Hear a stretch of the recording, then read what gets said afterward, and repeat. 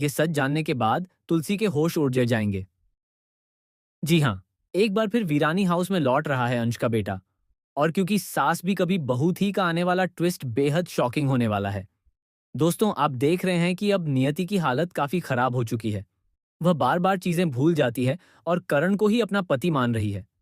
लेकिन आखिर ऐसा क्या है कि करण अपनी ही बसी बसाई गृहस्थी उजाड़ने पर तुला हुआ है? जिस तरह से वह नियति की मदद कर रहा है, उससे साफ लगता है कि कोई बहुत बड़ा राज छिपा हुआ है। जी हाँ, अब कहानी में एक ऐसा शख्स लौटने वाला है जिसे देखकर तुलसी के होश उड़ जाएंगे।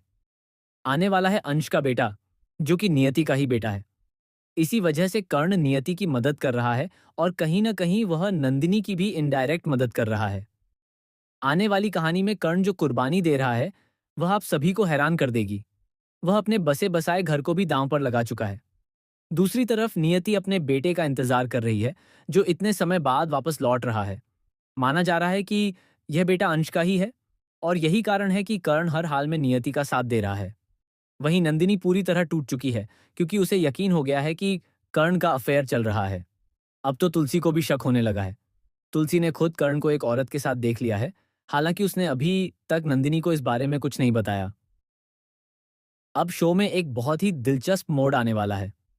तुलसी अब कर्ण को छोड़ने वाली नहीं है, लेकिन कर्ण भी अब सच्चाई बताने के लिए मजबूर हो जाएगा, क्योंकि अगर वह झूठ बोलेगा तो तुलसी उसे माफ नहीं करेगी। आखिरकार कर्ण यह सच बताएगा कि वह नियति की मदद इसलिए कर रहा है क्योंकि नियति अंश की पत्नी है, या फिर यूं कहें कि अंश के साथ उसके रिश्ते ने कई जिंदगियां बर्बाद कर दी। नंदिनी के पीछे अंश काफी समय से पड़ा हुआ था और अब उसका बेटा वापस आ रहा है। खबर है कि शो में आकाशदीप सहगल की एंट्री होने वाली है, जो अंश के बेटे का किरदार निभाएंगे।